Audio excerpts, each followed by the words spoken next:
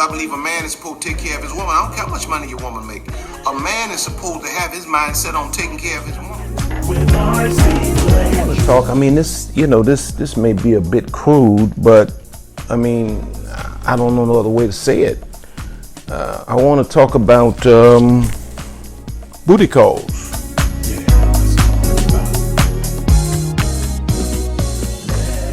That I have not had a father in my developmental process. I can still come to a place of victory in my personal development. Ultimately, it is really not about who rejected you. It is truly about who accepts you. I had to provide for myself, which is a father's job, right? Mm-hmm. I had to take care of my younger sibling, which was my father's job, absolutely, right? You will discover that you will find within yourself the power to see yourself in the way that only you and God can see.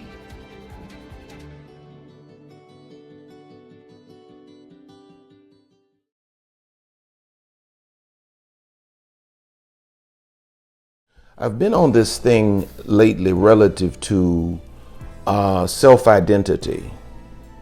And what I'm discovering is all of this stuff that I've taught about with relationships, with, of course, soul ties. Now everybody's talking about narcissists and all of that, and how narcissists invades a person's life. And is it Dr. Hawthorne that I see? God bless you. All of this stuff happens because a person, most people, should I say, lack self-identity. You know, when I look at my own life and I think about the blessing that was bestowed upon me to have had a strong, well-adjusted father that fathered me and parented me intentionally, along with my mother, of course. But we usually don't hear stories about great fathers. I had two great parents, but my father specifically parented me in an intentional direction.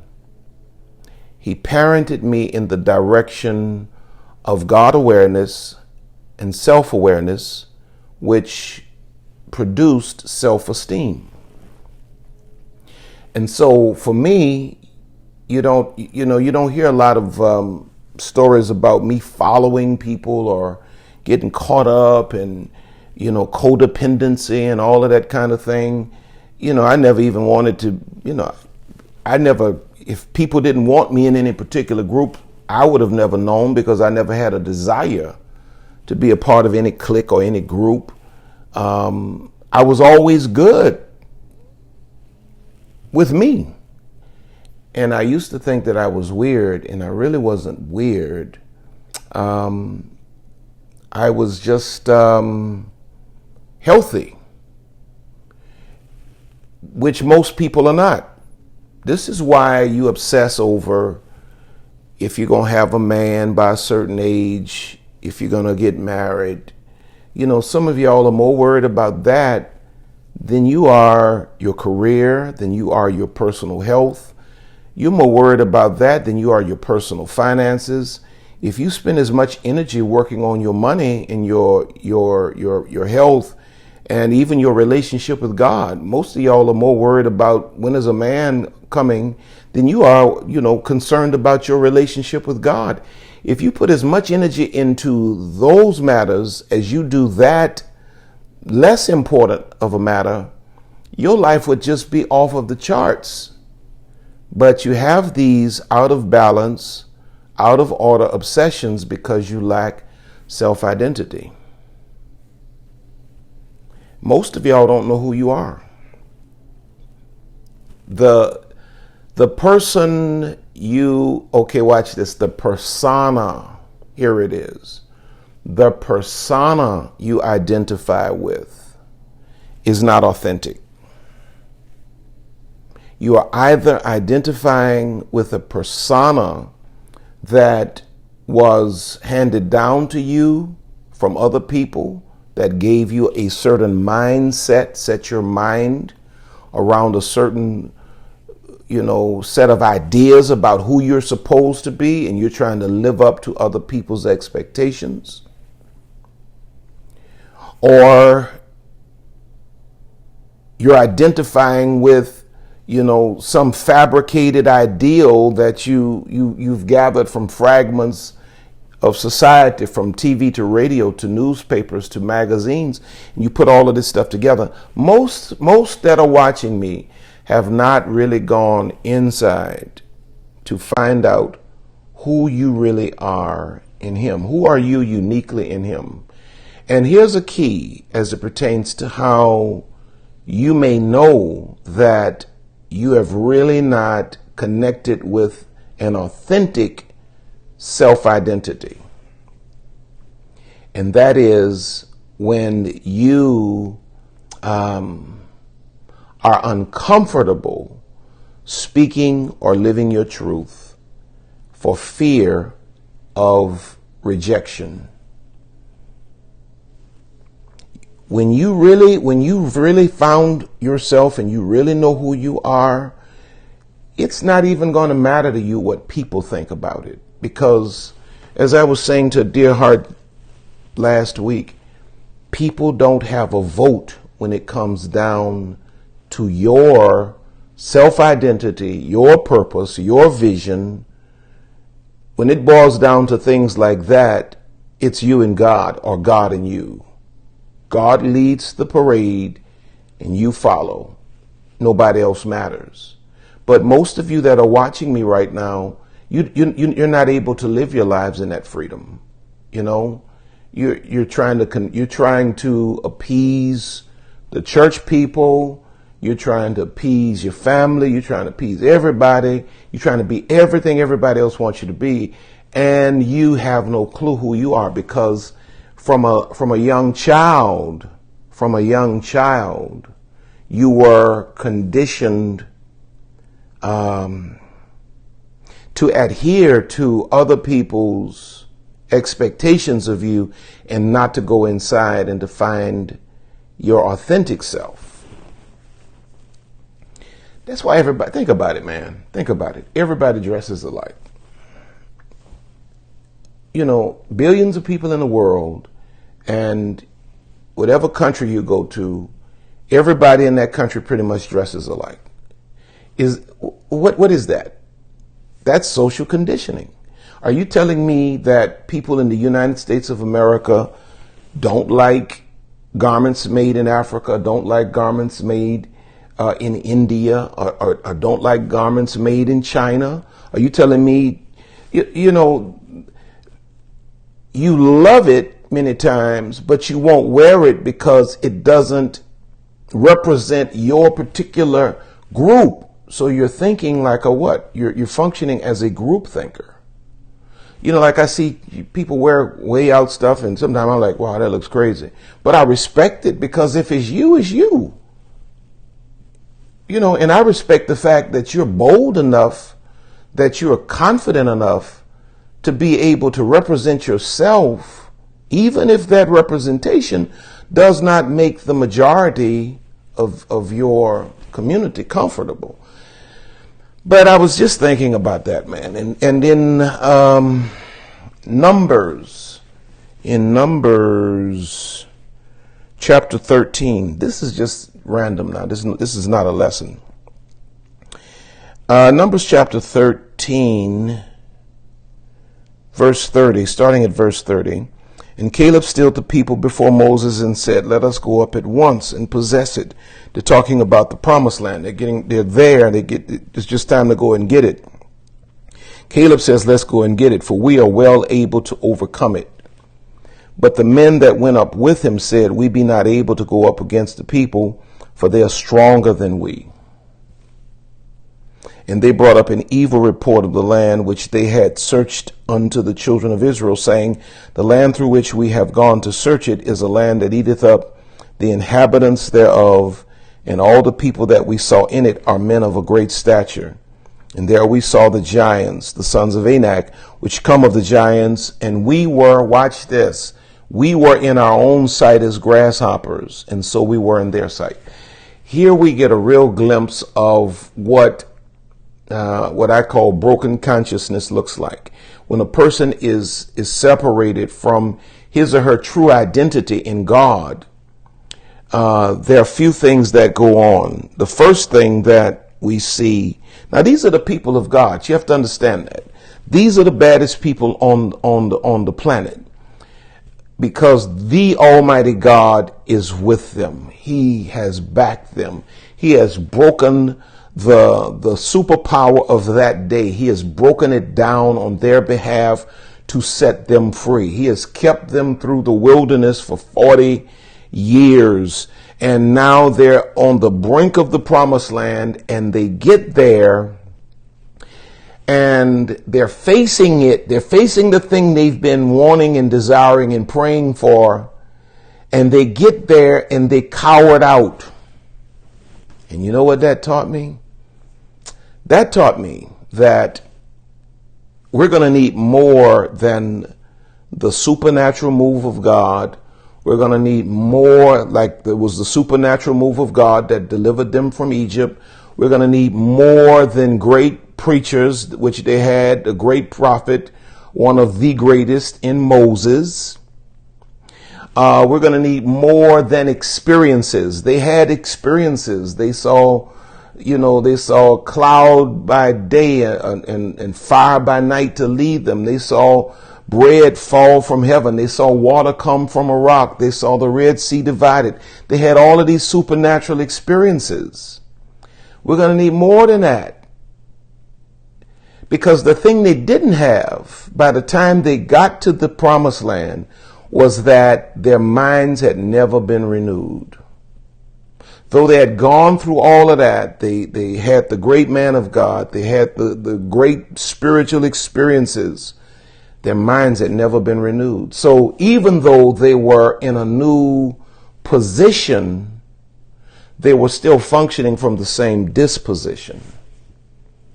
And so even though they were on the brink of the throne, they were in the corridor of dominion to function as kings, they had not shaken their slave's mindset. So when they got there, their mindset prevailed. Because when you bring an inferior mindset to a superior opportunity, the inferior mindset will then reveal itself in the language. This is why Romans 12:2 says, "Be not conformed to this world, but be transformed by the renewing of your mind." None of that stuff had renewed their minds. This is why most folk in church are still broke. This is why most folk in church still flunk in relationships. This is why most folk in church claim to have the greatest faith in the world and take no risk in life. It's because you're claiming all of this stuff, but you've not renewed your mind to be transformed to the thing that has been planted in your spirit. It's a reality that God has planted this stuff in your spirit, but it can't get out of your spirit into your life if your mind is incapable of transporting those things that are spiritual into the natural. You have to have a corresponding mindset. And so this is what we see when they get here. We see that, to this point, okay, and here's another thing. Check this out. Here's another thing you glean from this. If you're a preacher, this is revelation here. Up to this point, see, you can hide behind, you can disguise an inferior self-identity as long as other people are doing the work. Up to this point, Moses was doing the work, Joshua, Caleb, these guys were doing the work. God did all the stuff supernaturally. They've done nothing but follow up to this point. Now they get to this promised land, and God says, well, for you to have dominion, now you got to fight. for you to have dominion, now you got to fight. And so now, because I can't hide behind, the strength of another that is prepared for the moment, and now I got to step up and I got to actually be all of this stuff I've been professing and proclaiming. Now my mindset says, oh no, you can't do it. You can't do it. You can't do it. Because now God is saying, okay, we're shifting. Y'all have come out of slavery. You've come through transition. Now you're entering into dominion, but there is no dominion without warfare. And now you got to fight and say, oh, we can't do that. We can't do that. They're stronger than we are. They hadn't fought the people. How you know they're stronger than you? You haven't fought the people. Just because they're bigger? Goliath was bigger than David. They hadn't fought the people. It's a land that eats up its inhabitants. They're exaggerating now. They're exaggerating the moment now. This is the language of an inferior mindset. This is the language of a broken consciousness. This is the language of a person that lacks self-identity. God calls you one thing. God calls you king, but you see yourself, your self-awareness sees you as, an inferior. Guess what will be of your life? You will be inferior. This is why Miles Monroe says the wealthiest place on the planet is the graveyard, because there all of the power and the potential of men rest, because most men die with it in them. Because if you don't have, you can have the greatest vision, okay, you can have great prophecy spoken over your life, but if you do not develop a corresponding mindset or identity to match those promises in that prophetic word, it'll never manifest. That's why most prophecies don't come to pass. We want to blame it on the prophet, but it's not always the prophet. It's that the prophetic word was an indication for you to renew your mind to that level. You thought it was just going to happen, organically, and it doesn't happen just organically. You have to actually do the work to expand your mind and your identity to actually be big enough to receive what God says you are. And so in this case, we see them, they get right to what God has promised. And because nobody's worked on their mindset, because nobody's renewed their minds, they get there and they fail the test. Because they just can't see themselves in that light. And one of the marks of a broken consciousness or a lack of self-identity is when you view everybody around you as superior to you. I was teaching Saturday morning, actually, about when Jesus touched a man with the blind eyes. I think it's in Mark. And he pulls him out of the city, and he spits on the ground. He puts clay on his eyes, and the man washes, and he says, "What do you see?" And he says, "Watch this." He says, "I see men, but they look like trees walking." So his perception was off. His clarity was not there. He had been blind, and this is symbolic of the consciousness of a man or woman being awakened to who you really are and being able to see. But when he first touched him, he saw men as trees, and to see men as trees means that he, the psychological is that he saw men looming over him, bigger than him. So he saw himself. The only way I can see others bigger than me is to see myself as inferior to them. And so Jesus says, "No, that's not good." He says, "Let me touch you again." And Jesus touches him again. And then Jesus says, "Now, how do you see now?" He says, "I see men as they are." God Almighty, I love that. And when your consciousness is really in sync with God and your identity is on par with what God says about you, you will open your eyes, and it does not matter who's standing before you. You will see men as they are. And how are men? Men are your equal, and you are the equal to men. You are better than none and equal to all. That's when your self-identity is intact. But see, these boys, this is a lesson here, and I never looked at it like that till I started talking with y'all. These boys ran upon a promise that their souls had not been expanded to accommodate. And you know, I guess I take a lesson from this. You never want to encounter a promise that your soul has not been preconditioned. Because what will happen is, watch this, you will abort the mission. And so what did God have to do? God had to ultimately let them die off, and God had to raise up their children, because their children came with a what? See, they were born, watch this, where did that identity come from? That identity came from where they came from, and they came out of what? Slavery. They had been in slavery for 400 years. And so they were, you know, some generations deep that were born in slavery. So that was their dominant mindset. That was their dominant experience, which what? Boxed in their expectations. So when they got to this promised land, this was way out of their little box, and they short-circuited. But their children were born in transition. They were born where they heard slave masters saying, "You're a slave, do a slave's job, shut up," and beating them. Their children were born in transition. They were in the wilderness, but everybody talked about, we're on our way somewhere. We're on our way somewhere. So what? Their children were born as visionaries. They were born as victims. To understand why a person behaves the way they behave, you got to go back and check out their history. Think about that. They were born as slaves. They were born as victims.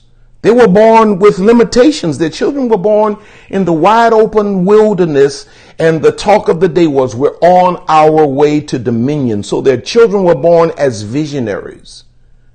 So when God says, okay, I can't do nothing with y'all, I love you, but I got to let y'all die out here. We got to raise up the kids. And then when you see Joshua come on the scene after this generation is dead, and Joshua's on the scene and he's leading those children, the children, unlike the parents, the children say, whatever you say, as long as the Lord with you, Joshua, whatever you say, that's what we're going to do. Anybody don't line up with the vision, we killing them. Because we are a make it happen generation. We are a get it done generation. We've been conditioned from childhood that we are kings, and ain't nothing going to stop us. No giants going to stop us. Nothing's going to stop us, Joshua. We going to wherever God tells you, we go and do it. That was the difference in the mentality. And a lot of times we're trying to get out of people what has never been put in them. And so watch this. So when they say we can't do it, that was serious. It wasn't that they couldn't physically do it. It wasn't that God was less God and he wouldn't stand behind them. It was that they had psychological locks. They had chains on the brain.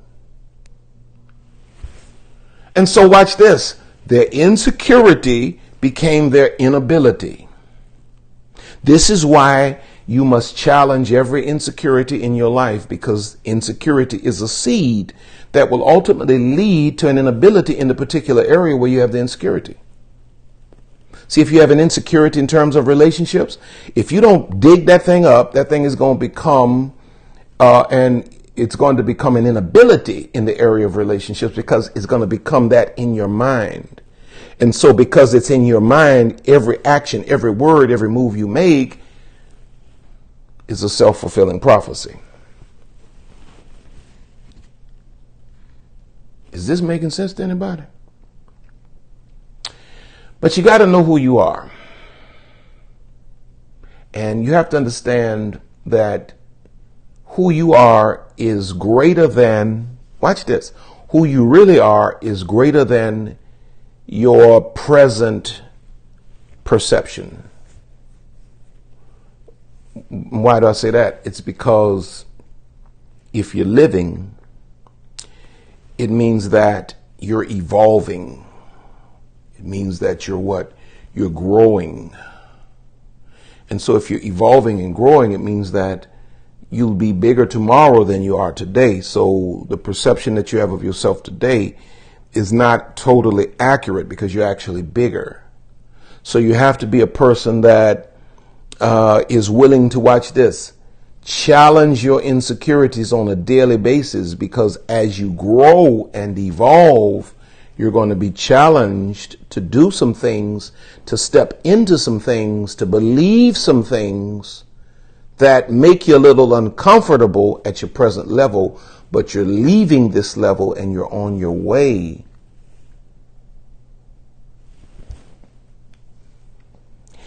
I get a little concerned about myself when I'm not living in my fears. I know that, you know. And when I say fears, I'm not talking about terror.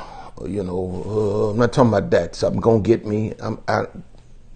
God has not given me that spirit of fear. But when I say fears, I mean that there are things that God has for me in my future that are so huge that sometimes I'm like, you know, can I fill those shoes? But while I'm biting my nails, I'm stepping into them. And then when I get in them, I realize that I'm not in them by myself. God gets in and he fills in the gaps. And then God challenges me again to step into the next dimension. And I'm like, oh, should I do this? Should I do this? And I step in them. And again, God fills the gap. So when I'm not living in that way, I know that I'm stagnant. And stagnant represents where most of you all are now. Like that man that was lying at the pool for 38 years stuck in that cycle. Most of you have outgrown yourselves decades ago. You got stuck at a former place, at a former norm. You got stuck at a former norm. So you're kind of like the eaglet that fell from the top of the pine tree down into the valley and rolled into the barnyard and landed with the chicklets and was raised as a chicken and learned how to peck like a chicken and hop from post to post like a chicken, even though you could look at this joke and tell this was not a chicken, but in his mind he was a chicken. And so he stuck with his norm. He stuck with his norm until one day there was an eagle flying over, and he looked up and said, I look more like him than I do y'all. He heard that eagle make its sound. He said, I sound more like him than I do y'all. He saw his wingspan and he stretched his wings out. He says, my wings are large like his, unlike y'all's. And he mimicked the motion of that eagle. And he said, I can lift myself like him, unlike y'all. At some point, somebody has to come into your life that speaks to the real you that is buried beneath the years and the decades of miseducation, and say to you, rise. Like Jesus said to that man at the pool, he says, rise. And when Jesus spoke that one word and said, rise, take up your bed and walk, Jesus gave the man a dream, because he had been lying there for 38 years and nobody ever came to him and said, get up. Jesus says, rise. So his mind automatically goes 1,000,000 miles a second. And his subconscious mind says, is it possible for you to rise? You may be able to rise. You may be able to rise. And we know that Jesus gave him a dream of something greater because he tried. And we know he tried because he got up.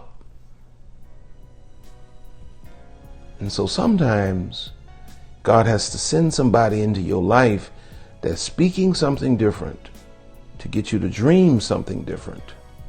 Because the reality is that you are something different than you presently see.